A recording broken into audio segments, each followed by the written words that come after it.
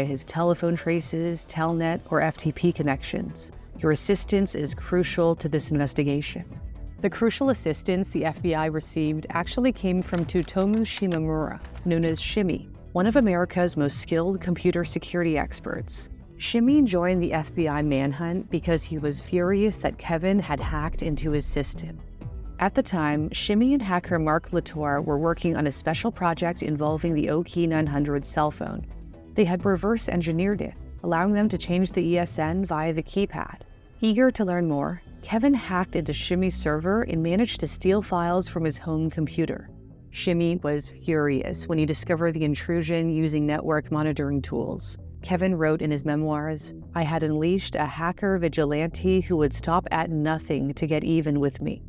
The high of hacking into Shimmy's server was short-lived. Police, armed with a search warrant, entered Kevin's home when he wasn't there and seized his electronics. They were not the FBI, but local cops who were looking into his alias, Brian Merrill.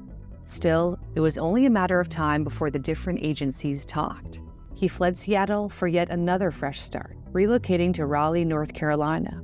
He was now Michael David Stanfill, an identity he acquired after infiltrating the admissions office of Portland State University and accessing more than 13,000 student records.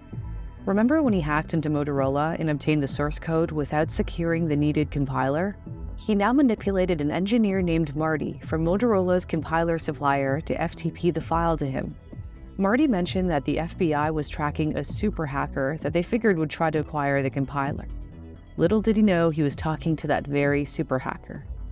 High from this latest stunt, Kevin woke up one day to find his cell phone dead. His service provider disconnected it because the real Michael Stanfill had reported identity theft. The ruse unraveled when Kevin attempted to avoid paying a $400 deposit for new electricity customers by requesting a reference letter from Michael's utility company. Unfortunately for him, the letter was also faxed to the real Michael's address, exposing the fraud. With his deception discovered, Kevin chose another alias from the thousands he accessed from Portland State University, G. Thomas Case. The feds were closing in on him, and they were about to get a lucky break. Kevin had stored the files he grabbed from Shimmy's server on a community forum called The Well. However, The Well had an automated alert system that notified users when they used a significant amount of disk space. One day, Bruce Coble received an email indicating that his account for an event he was organizing was using 150 megabytes of storage on The Well's servers, which was a substantial amount at the time. Bruce discovered that the stored files didn't belong to him. They contained emails addressed to Tsutomu's work email. They were the stash of files stolen from Shimmy's computer. When Kevin tried to figure out how much the feds knew about him by hacking into journalist John Markoff's emails, Shimmy was watching his every move. Internet service providers granted Shimmy full access to their networks. By cross-referencing instances of unauthorized access to The Well with the login and logout records from the internet service provider Netcom, Shimmy found a pattern. One account accessed The Well through Netcom's dial-up modems in Denver and Raleigh. Shimmy's team traced the call in real time to Sprint's cellular network. However, Kevin had manipulated the system to use a phone number that wasn't assigned to any customer but still appeared to be legitimate. So a Sprint engineer cleverly focused on calls placed to the manipulated number rather than from it, leading to a Raleigh area code. These connection attempts consistently utilized the same cell phone tower, indicating that the phone Kevin used to connect to the internet was in a fixed location. Shimmy hopped on a plane to Raleigh. Kevin's attempt to connect to Netcom through a different cell phone provider as a precaution was in vain. All cell phone companies were on the alert for any strange activity, immediately relaying it to Shimmy. When a suspicious data call was underway, Shimmy and his team jumped into a vehicle and used a radio direction finding device to try to pinpoint the source of the cellular radio signal, leading them to Kevin's neighborhood. When they intercepted a conversation between Kevin and another hacker, journalist John Markoff, who joined the pursuit, recognized his voice and shouted, "It's him. It's Mitnick." After finishing up at the gym, Kevin went home and logged onto his computer a little after midnight on February 15, 1995. He noticed several of the backdoors he had been using to access various systems had unexpectedly vanished. He had a sinking feeling in his stomach that something bad was about to happen. So he looked out into his apartment corridor, which gave a view of the parking lot, to see if he was being watched. A U.S. Marshal caught a glimpse of him. At 1:30 a.m., Kevin got a knock on the door. "Who is it?" he yelled. "FBI." After nearly 3 years of hiding, they finally caught him. When Kevin passed Shimmy in court, he said, "I respect your skills," and nodded. Shimmy returned the nod. Kevin was tossed into solitary confinement, his greatest fear. He tried to get out on bail, but the judge denied him a bail hearing. At first, he and his lawyer weren't allowed to examine the electronic evidence against him, as the judge feared he'd unleash a destructive computer virus. Due to the harshness of how he was being treated, a community of supporters banded together and started the Free Kevin movement. When Kevin saw the outpouring of support, it moved him. It meant the world to me that there was an army of people working tirelessly to support me. It gave me more hope and courage than they could ever know. Prosecutors alleged that he caused $300 million in damages based on the value of the source code, which included development costs. Kevin thought that was ridiculous and likened it to nabbing someone for stealing a can of Coke and demanding that he repay the cost of developing Coca-Cola's secret formula. He argued the damages should reflect the value of the source code license, which he estimated to be under $10,000. Ultimately, he was ordered to pay $4,125, factoring in his ability to pay.